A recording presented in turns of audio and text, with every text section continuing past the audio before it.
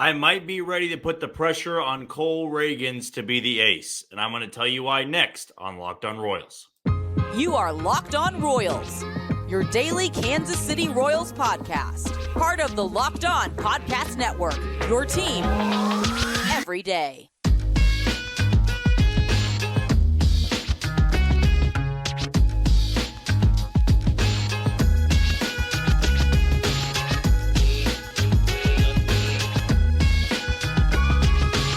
Thank you for tuning in to another edition of Locked On Royals on the Locked On Podcast Network. As always, I'm your host, Jack Johnson. Find me on Twitter or X at JohnnyJ_15. That's at JOHNYJ_15. You also can find us on wherever you download your podcast, whether that be Spotify, Apple Podcast, Amazon Music, Google Podcast. We're also on YouTube, and now over 1,000 subscribers, still 40 plus days before opening day. So really happy to announce that we had finally reached that threshold. Now the next goal is maybe to get to 1,200 by opening day. So we'll keep setting that mark high, keep subscribing, keep sending it on to other people who haven't subscribed. We're really happy about the things that we are building here on the Locked On Podcast Network. Today's show is brought to you by Gametime. Listen, if you haven't bought your opening day tickets, go to Gametime and purchase them today. We've got a great code that we're going to bring up later on in the show. So easy to use, easy to find the best possible deals over at Gametime. If you're a first-time listener, of course, welcome in. We love the new listeners here on the Locked On Royals channel. If you want to know a little bit more about me, I work in sports here in Kansas City at Sports Radio 810 WHB. I got a show once a week over there during the nighttime hours, and then Monday through Friday, I got a show on ESPN Kansas City 10 to 11 a.m. And with this podcast, you know that you are typically getting 5 episodes a week. In fact, I don't want to say typically, almost all the time, we're going to give you 5 episodes a week on Monday, Tuesday, Wednesday, Thursday, and Friday. We're not going to have a shortage of that unless it's been weeks like this. Now, I know we didn't get a show up on Monday. That was due to internet problems. We did not have a show yesterday due to the tragedies that happened in Kansas City.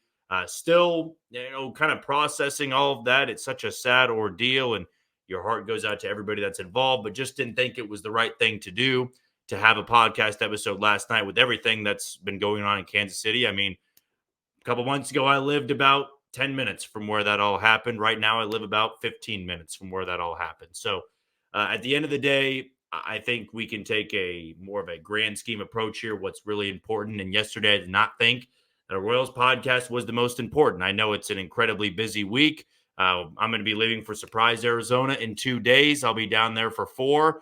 We'll be bringing you plenty of content, plenty of video. Just check me out on Twitter. It'll be easy to find all of that stuff as we gear up for opening day baseball. And a little bit of a reminder that beginning next Monday, we're going to have to upload our podcast a little bit differently. YouTube's not going to change anything like that, but we're going through some system changes. So this weekend might be not possible to listen to it on Spotify or Apple Podcasts for a Saturday episode, but you will be able to check it out on YouTube. So that won't be a problem. Want to make that an urgent message just for Saturday's episode and maybe Sundays, because I want to make sure we get the 5 episodes a week. Just going to be on YouTube. I'll have the link that's very accessible. Then on Monday, back everything normal. Monday through Friday episodes going to be on all the platforms. Do not worry about that. But that's a little bit of a change up that we have upcoming this weekend. All right. As for the stuff we want to talk about today, I do want to kick it off with the ace of the Kansas City Royals and Cole Ragans. And we touched on it a little bit in Tuesday's episode about where he's been falling in the projections and the predictions for the season. And by all accounts, he's been a top 30 pitcher. He had a small sample size, about 9 starts worth for a really bad baseball team last year. But when you are a left-hander, you throw that hard, you have a strikeout percentage like that, you're going to really fly up the ranks. And I began to ask myself the question, because I have been hell-bent, as you've known, that I think Michael Wacha is going to be the opening day starter. When the Royals take the field against the Twins on the 28th, that is who is going to be their starter. He had the best numbers last year. He's been number 1, number 2 of a rotation before. He's got a lot of experience. It feels like the no-brainer to put him in at that spot. And I may ask Mac Quatrero this weekend that if he's made his mind up yet on the opening day starter, is it going to be Ragans or Wacha? Because I think it's one of those two. I don't think it's going to be Lugo. I don't think it's going to be Singer. Certainly not going to be Jordan Lyles. But I started to ask myself the question, how much merit is there in being an opening day starter in today's game? I think it's a tremendous honor. You'll always hear pitchers say how much they appreciate getting that nod, how much it means to them. But overall, in a 162 game season, it's just game one. So, how do you want to go about it in game one? Do you want to start Michael Wacha, who may only go 5 innings, 6 innings? Of course, you're just looking for a good start. So, who the hell really cares if they only go 5 or 6? If they give up 1 or 2, you feel pretty good about the start. But I almost just wonder if it's a better thing to do on opening day with all the noise there's been, the Bobby Wood Jr. extension, all the moves in free agency. You have a brand new downtown stadium and the rendering form now, and it's going to be on the ballot in April. Would it not make sense to just go out there and say, hey, Cole Ragans is the ace. He's our opening day starter? Because just that he's the opening day starter doesn't mean all of a sudden we go, hey, 200 innings. And maybe that's where I was foolish of saying that because he's the opening day starter, he has to be the workhorse. It's more of a mentality thing. And maybe, talking to Cole Ragans a few times in just media sessions, it's a confident guy, very confident in himself. I don't think his mentality is going to change to, oh no, now I'm the number one of a rotation. I think he wants that. And who are we kidding? We know Cole Ragans is a better pitcher than Wacha, Lugo, Singer, and Lyles. So what's the holdup? And I can throw all the analytical numbers at you, the strikeout to walk ratio, the K zone percentage, how many swings and misses he gets at certain parts of the zone. But the fact of the matter is, he's an ace and has ace stuff. Okay, he's been on the top 30 list in Major League Baseball, not Wacha. Okay, and I almost think it feels better to say, hey, let's jumpstart this thing, man. Let's really get the season kicked off on a good start. Is there a chance that Cole Ragans doesn't have his command on opening day? Absolutely. But I also would feel fine in the early going of, okay, we're really announcing our presence here.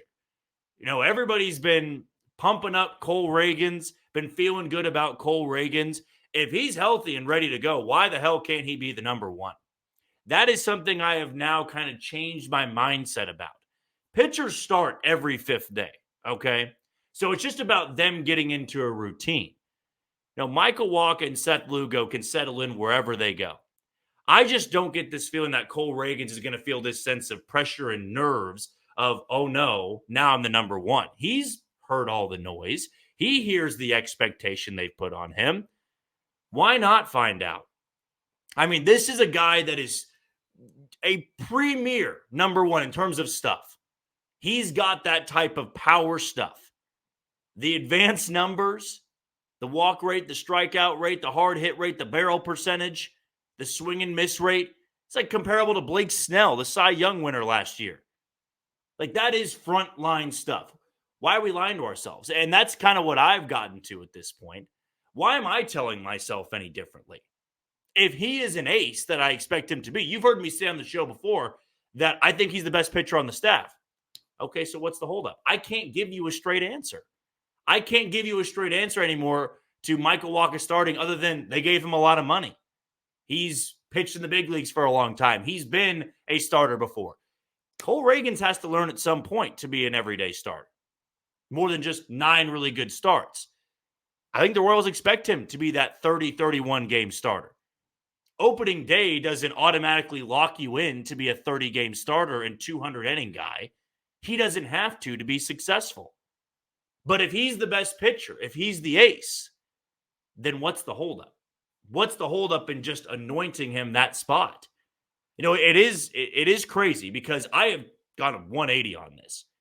I said the mental aspect of you put that type of pressure on a guy that doesn't need it. Well, I think he likes it.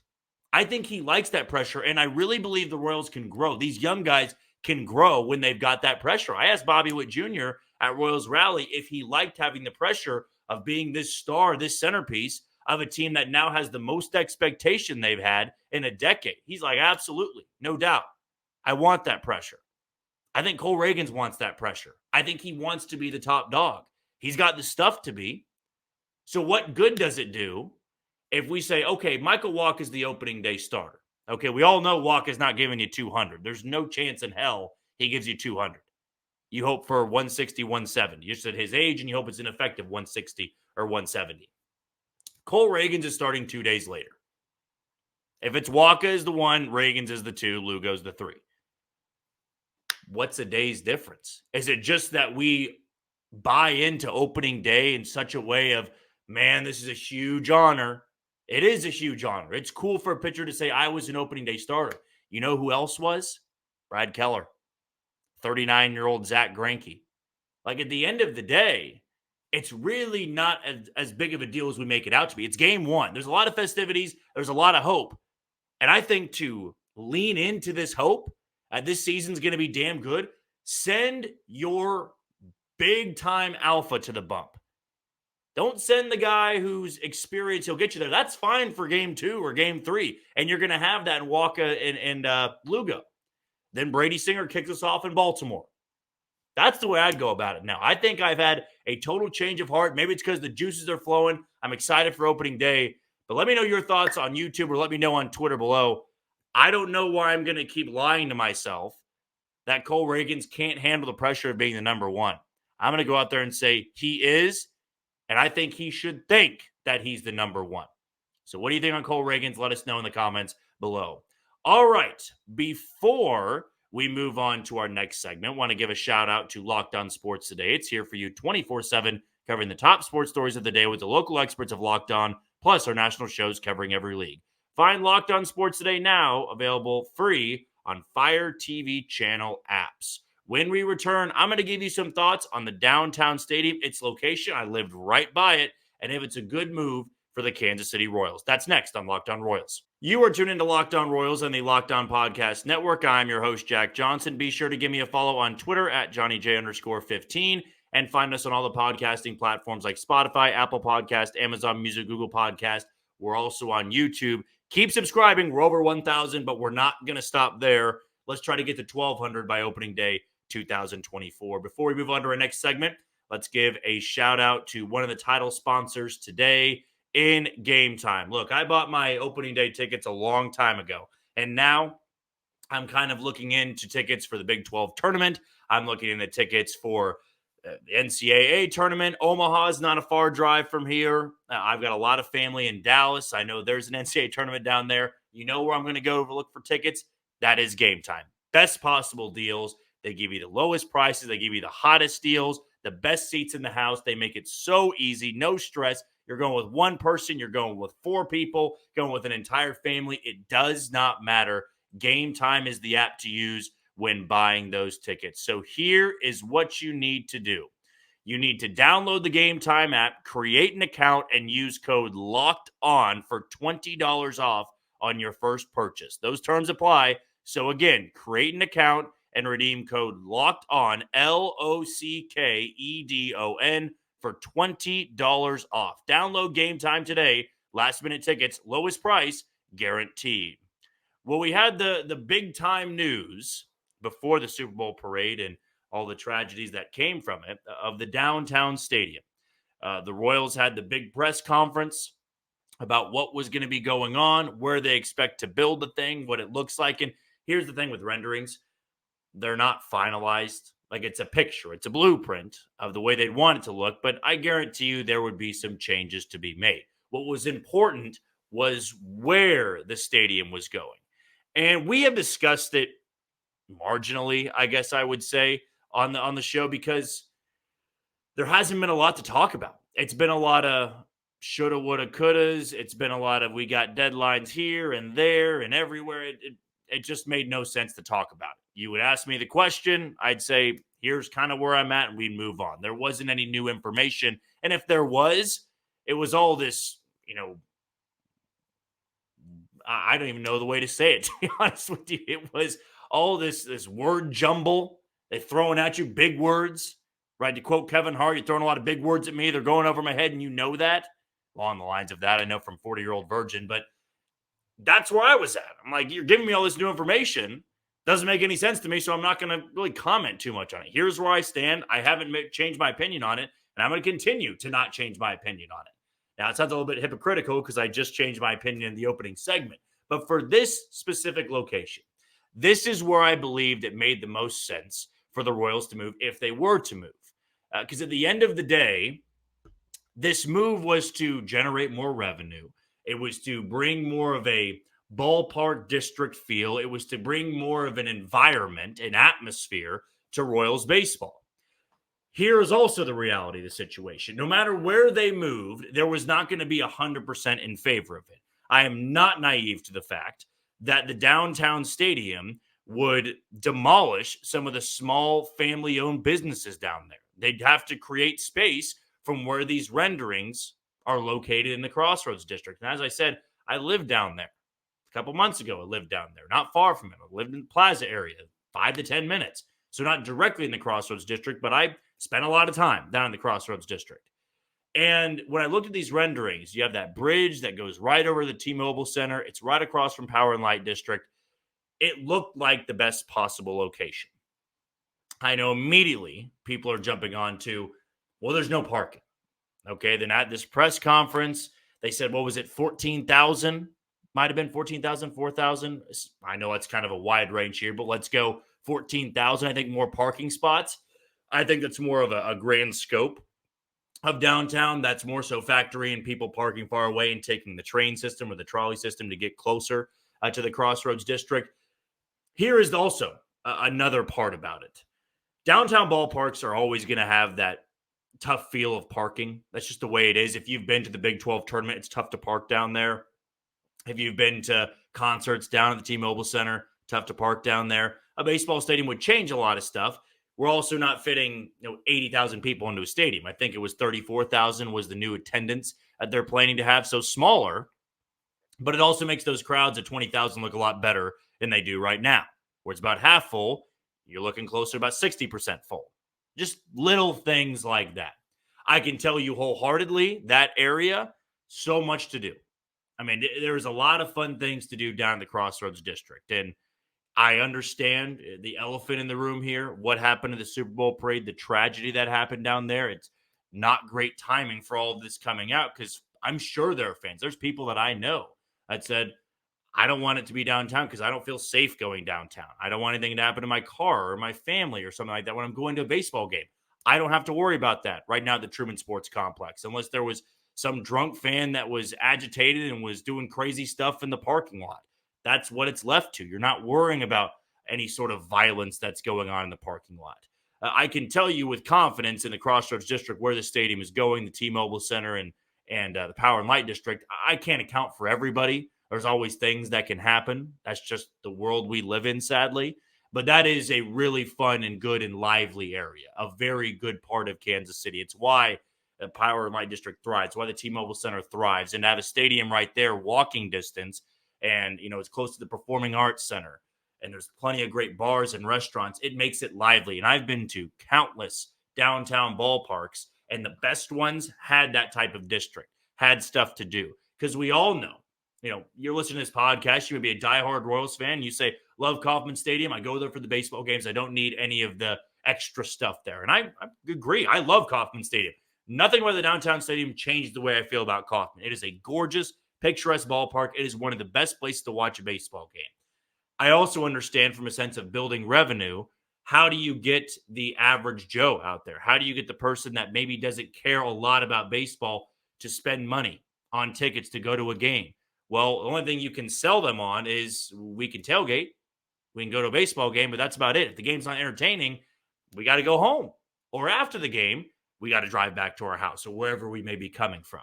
I think about this now. If the stadium is in that exact location and the stadium looks beautiful from the renderings, you go down there for an early dinner. You have a 7:10 first pitch, go grab a 5 o'clock dinner, 5:30 dinner, grab a couple drinks, go to the game. Royals win, go back out, you celebrate, have a couple more drinks, and you head on back.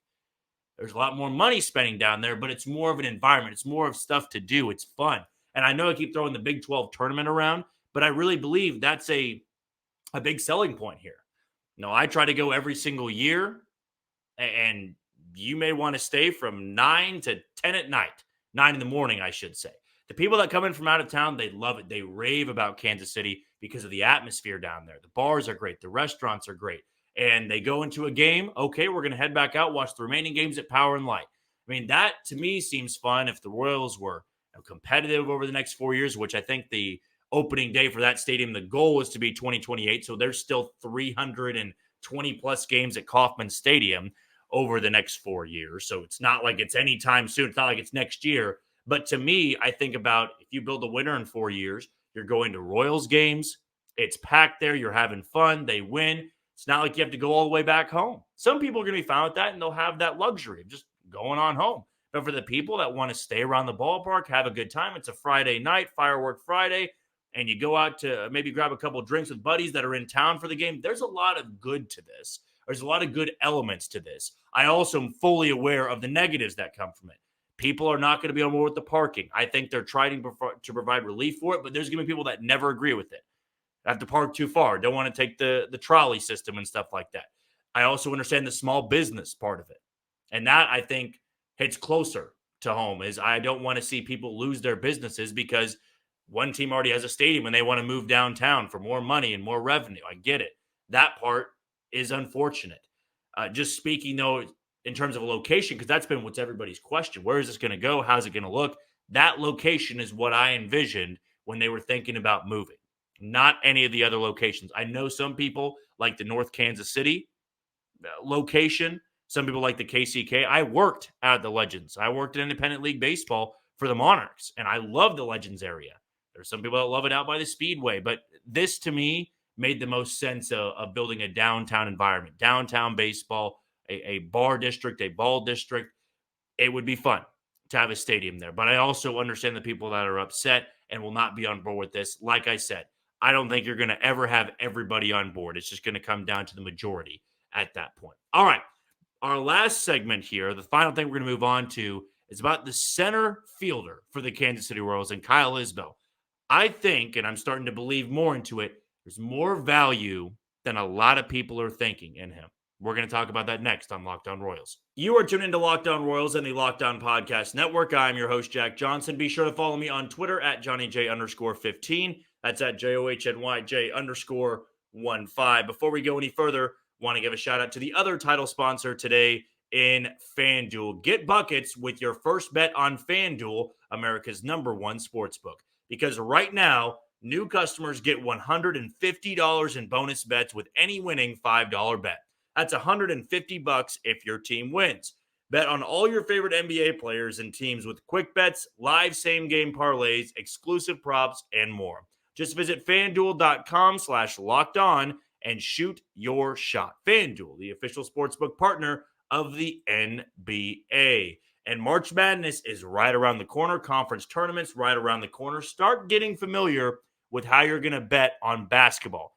Prop bets, I will always say, are the way to go. I think there's too much money put into spreads. Who's going to win the game? Who's going to cover? Prop bets are fun. If you have a lot of money to use, you're winning a lot of money, stick to what you do best. But to me, I make a lot of money on prop bets. When I'm betting the Super Bowl, I went 9-2 on my prop bets there. So made a lot of money, and I'm going to start getting more familiar with basketball, the NBA, and college basketball because it's not as easy all the time. It's just betting on who wins and who loses. You bet on how many rebounds somebody gets, how many points, the total points scored in a game, total amount of three-pointers somebody makes in a game. So there's a lot of different ways you can bet, a lot of successful ways to bet, but be sure to go do it over on FanDuel. Last thing I want to dive into today is about the center field position for the Kansas City Royals. We've discussed it time and time and again, and I can't wait to interview Kyle Isbel down in Surprise this weekend, which is where we'll be for 4 days. We'll be there Saturday through Wednesday morning, so plenty of Royals content coming your way. It's not likely that we're going to have those players on the podcast. It's too hard to do that with having a camera set up. It's just through a PC, through a laptop, so I can't really have them come on the show and it sound great at all. So we'll probably get more so audio files that you guys will be able to listen to on those podcasting links like Spotify, Apple Podcast, Amazon Music, Odyssey, the whole works there. But Kyle Isbel is somebody I'm very excited to talk to because he's somebody that's in that group of fans are not going to give him that long of a leash. Same with Melendez, same with Massey. You got to hit to stay. That's the name of the game in baseball. Defensive value is not as loved as it once was. The Royals certainly love it. It's why Kyle Isbel is still out there. It's why Michael A. Taylor was the center fielder for 2 years in Kansas City. They value the defense out there. The good thing about being a good defender is your value skyrockets. Skyrockets if you're just a league average hitter. Big question becomes, can Kyle Isbel show us he's a league average hitter for a full season, which he has never done? Now, Alex Duvall, who did great work on Royals Farm Report, still a fantastic follow out there. He's the one who kind of convinced me, hey, Kyle Isbel's a little bit better than maybe we're giving him credit for. And that's going to come off as, I know more than you do when I'm preaching this and saying you should like Kyle Isbel. He's better than you guys think who don't know a lot about baseball. It's not what I'm getting at here. What I'm saying is that there is a method to the madness. There's a method to why the Royals are giving Kyle Isbel another chance. Because defensively alone, you just take that defense, he is better than a chunk of center fielders in baseball because he's that good defensively. Now, he was a 2+ WAR player, a B WAR, I should say, baseball reference, last year because of his defense alone. FanGraphs a little bit different. I think he's slightly over 1, which it's not negative. There's been a lot of negative WAR players for the Royals. He was not one of them. That was with not playing that well offensively. Now in the second half, when he kind of hit his stride a little bit, league average. And that's why I think the Royals looked at him and said, we're all right giving him another chance, or at least the first shot at center field. I can guarantee you this.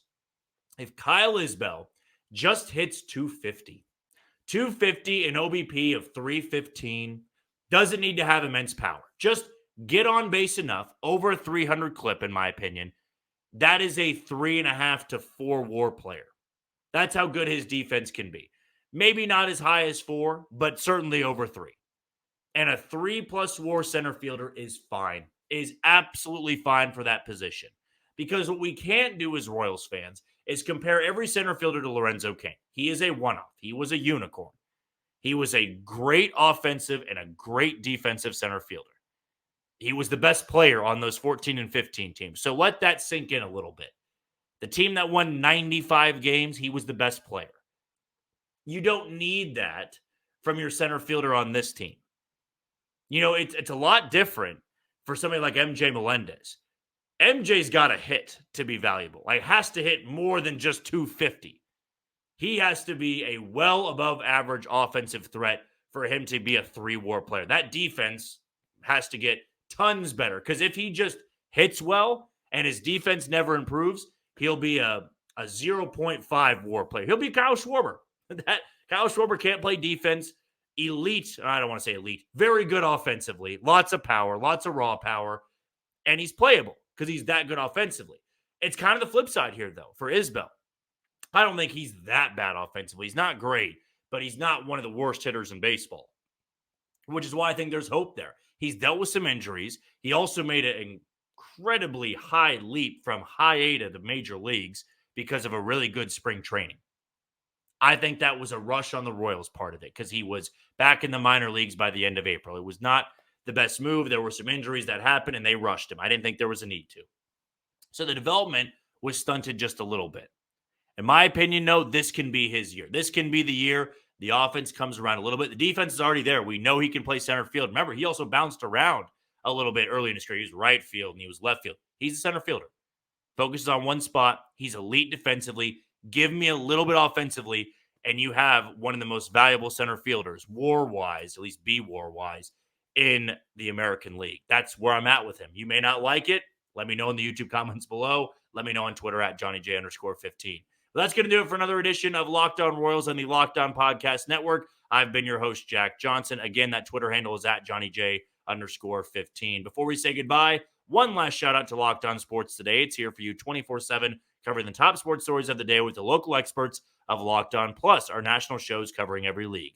Find Locked On Sports Today now, available free on Fire TV channels. Until tomorrow, where we're going to have a Mailbag Friday. I need to probably run through the lineup here again. I have a Mailbag Friday tomorrow. Going to likely have a Saturday episode. In fact, we will have a Saturday episode. That'll be here. Sunday up in the air. But for Saturday, just going to be on YouTube. We're going to be working on some things to change up how we upload our podcast to Spotify, Apple Podcast, Amazon Music, all those places. So on Saturday, it is just YouTube. Tomorrow, it'll be YouTube, and all those normal podcasting platforms. So don't worry on that. And it is going to be a Mailbag Friday tomorrow. I'll be sending out a question on my Twitter. So be sure to start sending in those questions. Until then, you take it easy, Kansas City.